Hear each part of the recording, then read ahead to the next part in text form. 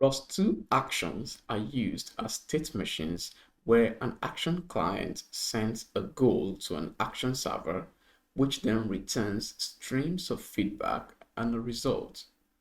ROS actions are like the long version of ROS services.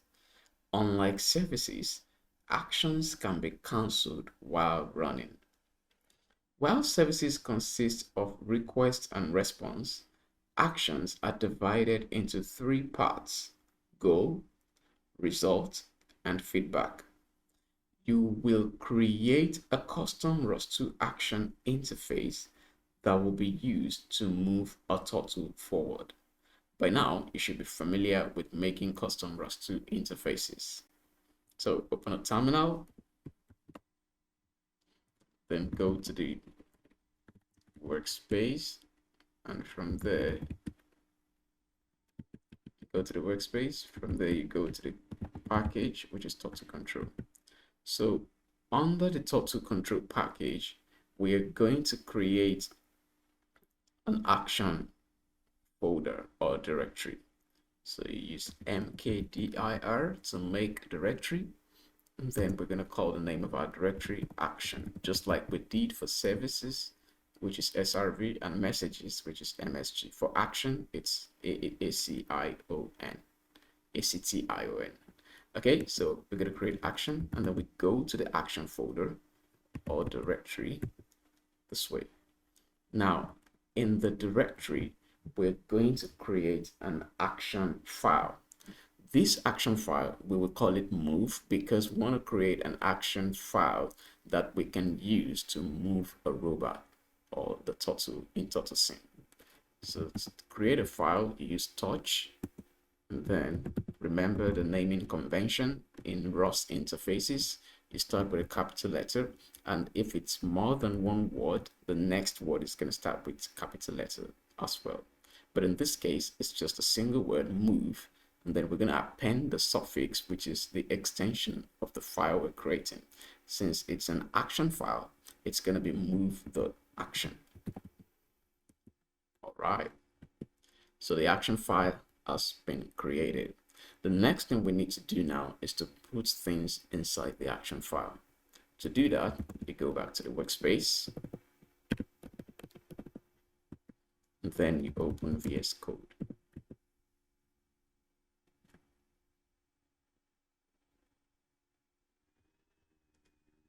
All right, so now we can go to the action file directory, which is this, and then we click on move the action.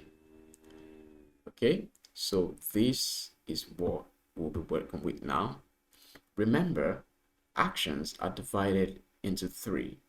We have the goal, and then the result, and finally the feedback.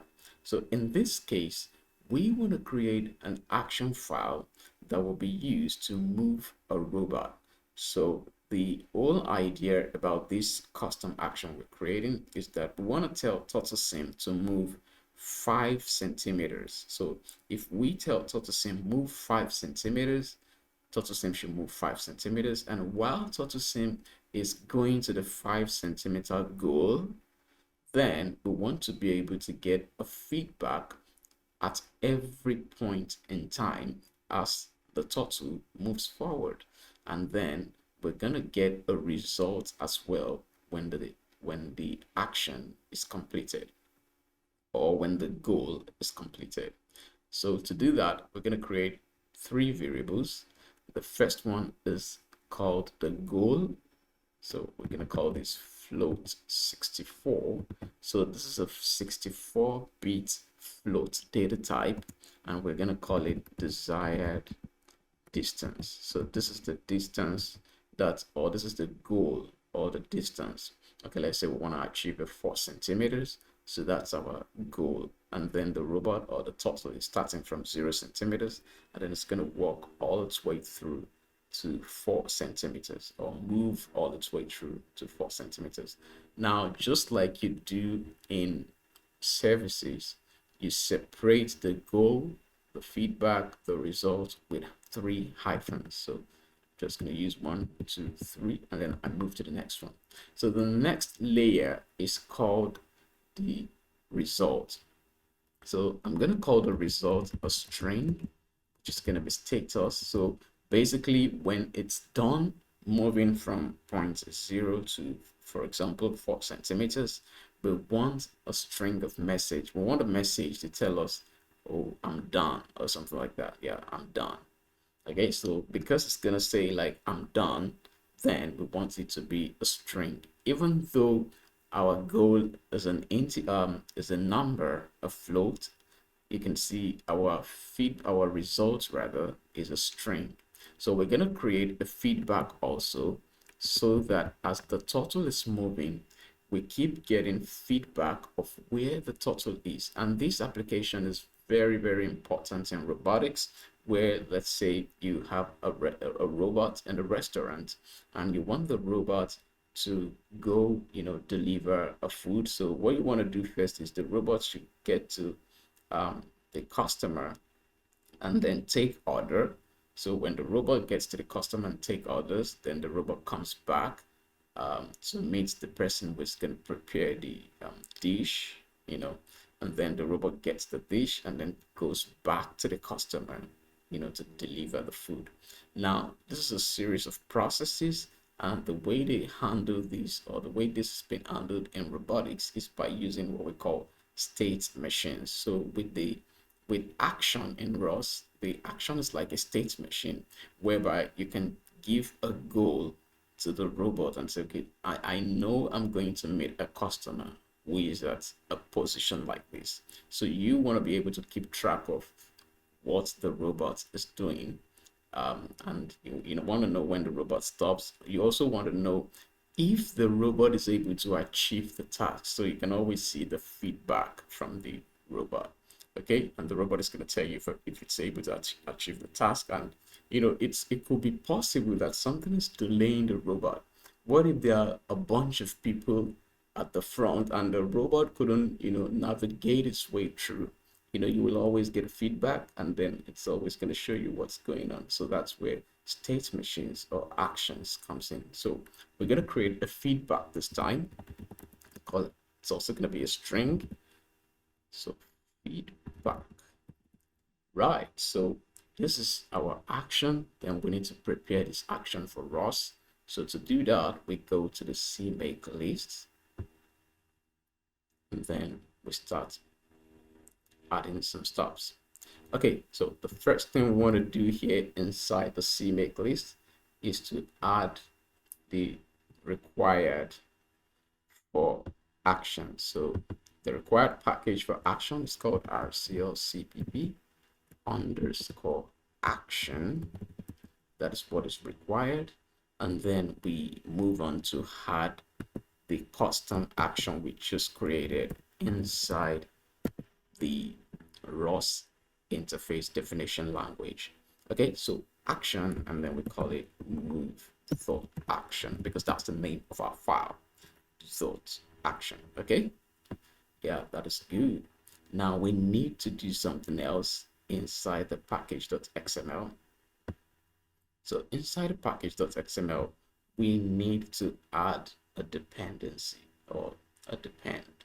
Okay, so this depend, we're just gonna put it here, Ctrl C, Ctrl V, and then we change this to action.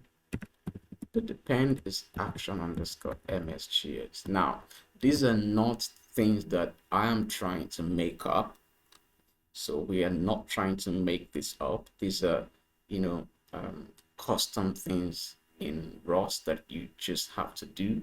If you don't do this, it's not gonna, the action message is not gonna work.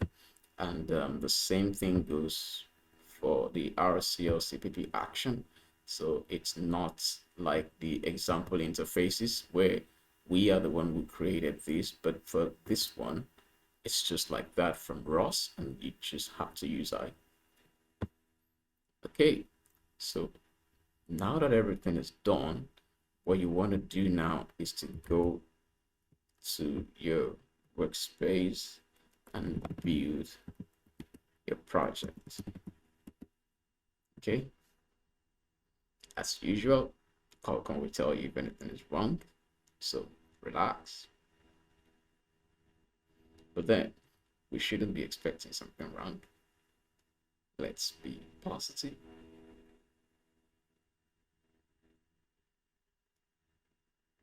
Beautiful. Everything works fine, hopefully.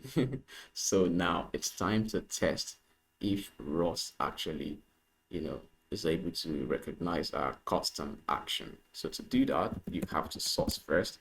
If you do not source, ROS is not going to know where your action is, and it's not even gonna, know how to interact with it. So you need to source your workspace first. So I'm gonna say source, and remember you can also use the dot just to source. And, you set up the bash. Okay, sourcing done. So to check, just like we've been checking the messages and also the services, to check, you use the interface, ROS2 interface, and what you want to do is to show the interface. Now, when you say ROS2 interface show, you then need to tell ROS which interface do you want to show. So the one we want to show is on our total control package. Is on the total control package, and it's under action directory. And then of course you can see, because there's just one file under, the tab completion automatically completes the rest for me. Okay, so when you just type like maybe some part of the action and then you press tab, it's just gonna fill up everything for you. So when I press enter, in fact that shows that this file is being recognized.